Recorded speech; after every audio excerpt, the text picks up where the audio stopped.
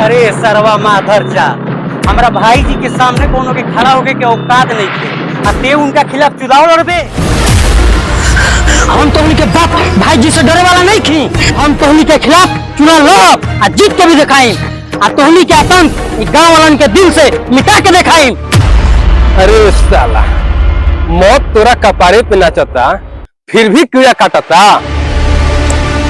अरे साला, ते लोगन के दिल से डर मिटेबे, हम तोरा के मिटाई, वो यह दुनिया से। अरे साला माधर जा,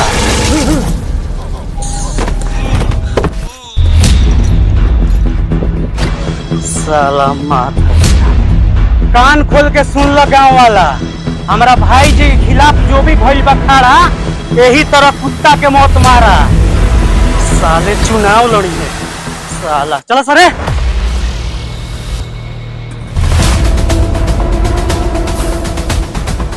लग रहा है वहाँ पे कुछ हुआ है क्या? बहुत भीड़ लगा है, चल के देखा जाए।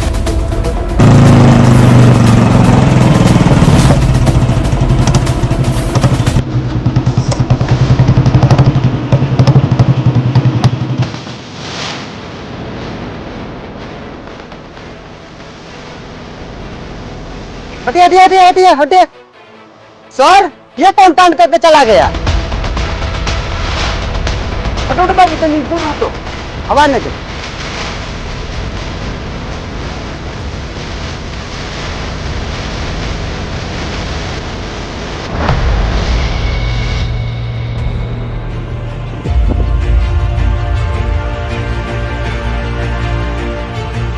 यहाँ पे खून होते किसी ने देखा है? अगर देखा है तो हमें बताओ। तुम लोग के बीच कोई आता है और मर्डर करके चला जाता है, और तुम लोग नामर्दों का तरह खड़ा होकर तमाशा देखते हो। ये सर, अरे ये सब से मत पूछिए, ये सब मुर्दा का बस्ती है। सर, खून ओखत हम देख ले बनी। सर, 5 फुटिया के बीच से 1.5 फुटिया कहाँ निकलल बा? जहाँ बड़े बड़े ढोल, वो जहाँ टिमकी के कामोल। राम सिंह, तुमको जितना कहा जाए उतना ही करो। बाबू तुम इधर आओ।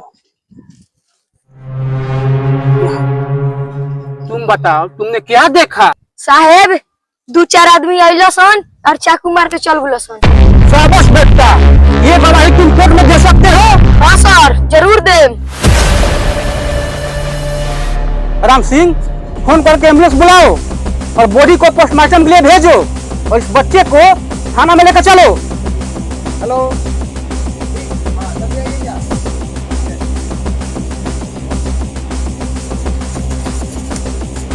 ए साहेब सुनी, ये छोटे बच्चा के कहाँ लेके जाता? नहीं, हमारे भाई हटुए। ये छोटा बच्चा तुम्हारा भाई है तो क्या हुआ? इसने खून होते हुए देखा है और ये सरकारी गवाह है। साहेब, हमनी के गरीब आदमी बानी जा, रोज कमाए खाए वाला, अरे हमनी के केस फौजदारी में मौत फंसाई। अरे ये तो लड़का ना समझ बा, एकरा कुछ बुझाता, हमनी के लफड़ा में नहीं फंसे के। चल चल। सर, अभी जस्ट मुर्गा में मसाला डालने वाला था, तो मसाले लेके चला गया। ठीक है, चलो। देख बाबू, आराम से जो यो पढ़ के सीधे घर आइयो, केहू कुछ पूछी ओकरा के बतावे के नहीं के। हाँ, बाकी भैया हम अपन आँख से देखनिया ओकरा के मार देला। हम तोरा के बार बार कहते नहीं कि इस चीज अपना दिमाग से निकाल दे।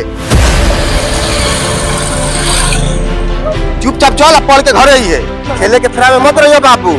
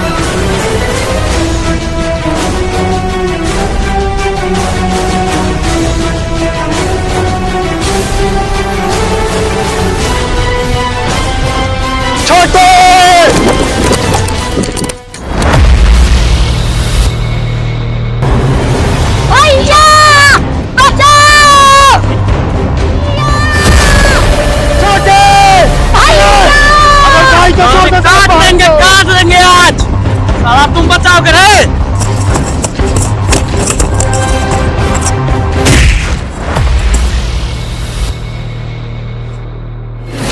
छोड़ दे।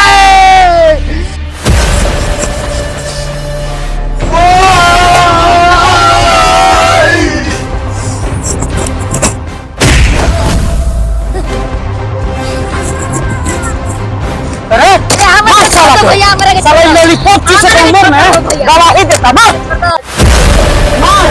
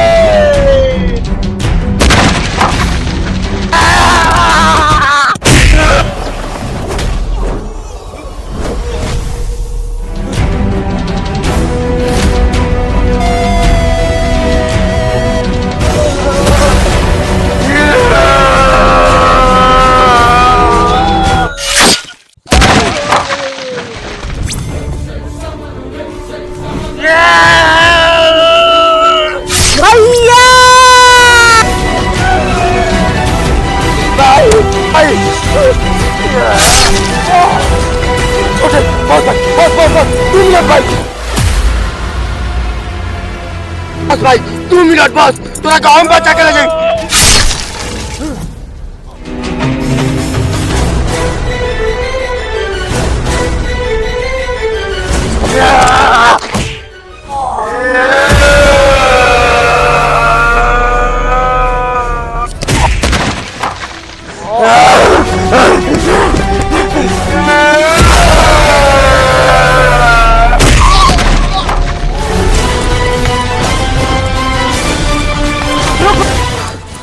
अरे रुक रुक रुक रुक रुक रुक। अरे वो कनी के एंगो के मारेला रे। वो कनी के देश दुनिया के कहां से हम उठा के लेके आई रही, खिया के वो कनी के पट्ठा बनैले रही, वो कनी के ते मार देले। हम काम मुंह देखाई में अपन भैया के। तोहनी कैसा ना कल चाहता है, ना कल चाहता है ऐसा। अरे हमारे छोट भाई तोहनी के का बिगड़ ले रहे। अरे ओकरा तो गलती रहे नु कि तोहनी के खून कर देख ले रहे। अरे साला तोहनी के छोटा सा जान के ना मारना चाहता है।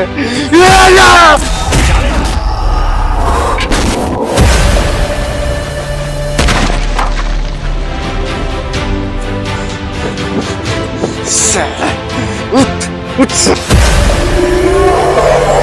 भाई के मर में